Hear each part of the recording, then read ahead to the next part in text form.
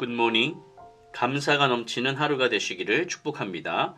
6월 24일 금요일 아침입니다. 오늘의 말씀은 사무엘상 30장 21절에서 31절까지입니다. 먼저 말씀을 읽겠습니다. 다윗이 전에 피곤하여 능히 자기를 따르지 못하므로 부솔 시내에 머물게 한 200명에게 오매 그들이 다윗과 그와 함께한 백성을 영접하러 나오는지라.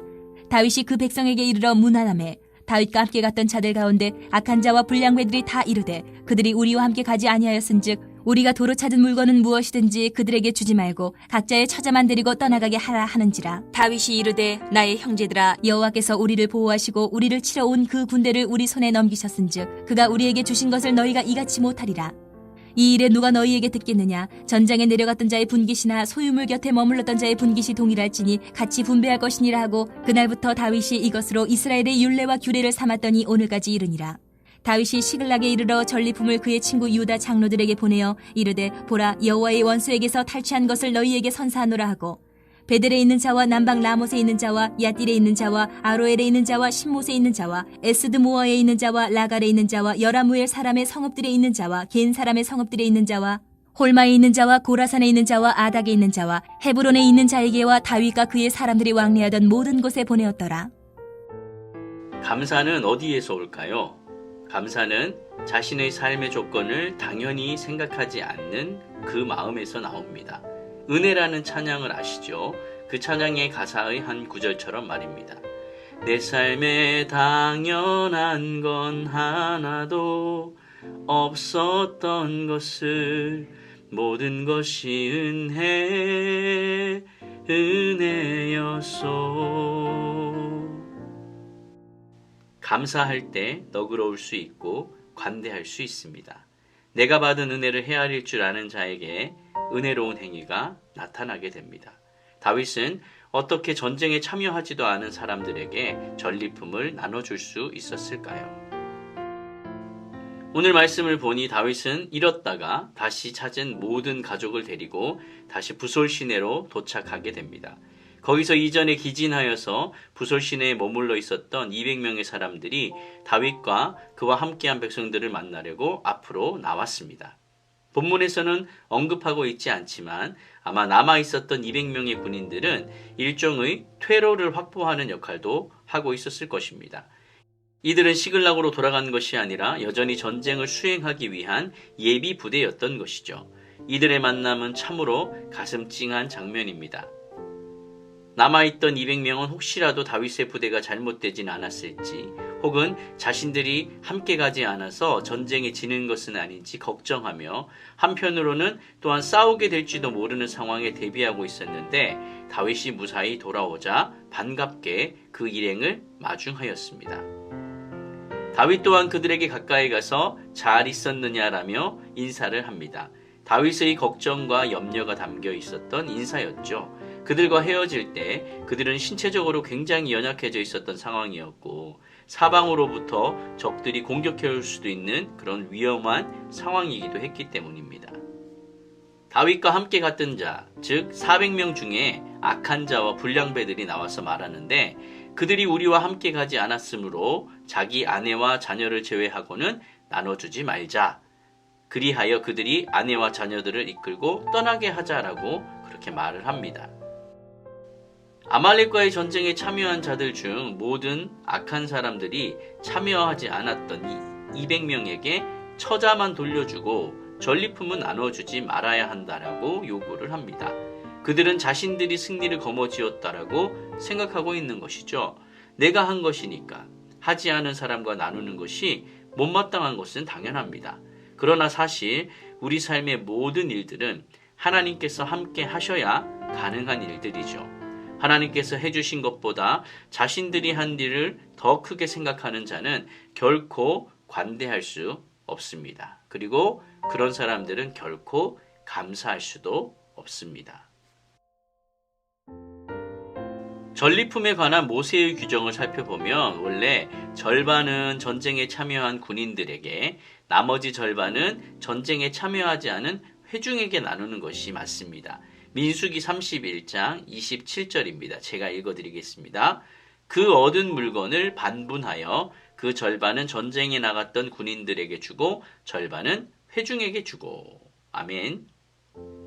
그러나 오늘 이 사건에 모세의 규정을 적용하기는 어렵습니다. 부솔 시내에 머물러 있었던 사람들은 전쟁에 참여는 했습니다. 그렇지만 전투를 하지는 않았죠. 새로운 상황이기 때문에 새로운 규정이 필요했던 것입니다. 그러므로 다윗은 전리품 규정을 신앙적인 관점에서 제시를 합니다.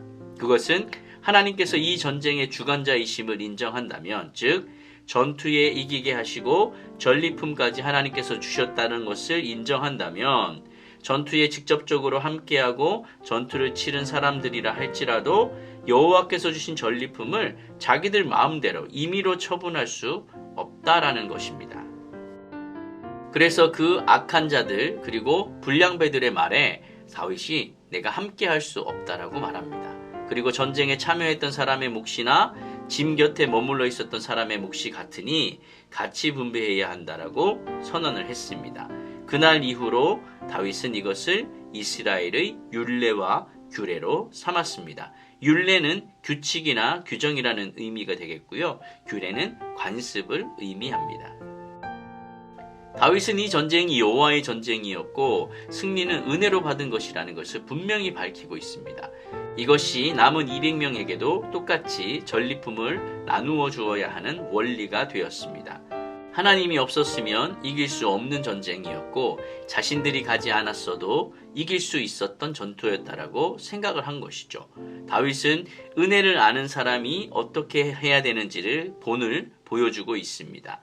마태복음 18장에 나오는 1만 달란트의 빚을 진 자가 탕감을 받고도 자신에게 100데나리온 빚진 자를 만나서 빚을 갚으라고 면박을 주고 꼭 갚겠다라고 애원하는데도 불구하고 용서하지 않고 감옥에 넣어버렸습니다. 자신이 받은 은혜는 잊어버리고 자신에게 손해가 되는 작은 것에 주목하고 있습니다. 얼마나 배은망덕한 일입니까? 그러나 여러분, 우리의 삶이 어쩌면 이와 같지 않을까요? 잘된 것은 다 내가 잘해서 그런 것이고 잘 안 된 것은 다 남의 탓이거나 하나님이 돕지 않았기 때문이라는 논리를 가지고 계시지는 않으신가요? 다윗은 감사를 아는 사람이었습니다. 어떻게 그렇게 했을까요? 모든 것이 하나님께서 행하셨음을 인정할 때 이것이 가능해집니다. 여러분, 감사합시다. 감사할 때 용납하고 용서할 수 있습니다. 다윗이 이후에 시글락에 도착한 후에 전리품 중 일부를 그의 친구인 유다 장로들에게 보내면서 여호와의 원수에게서 탈취한 물품들을 선물로 준다라고 말합니다. 사울은 블레셋과의 전쟁을 하면서 내 원수라고 말했는데 다윗은 아말렉을 여호와의 원수라고 말하는 것이 비교가 되고 있습니다. 이어서 나오는 열세 성읍은 다윗이 나중에 헤브론의 왕으로 났을 때 힘이 될 수 있는 그런 지역들이었습니다.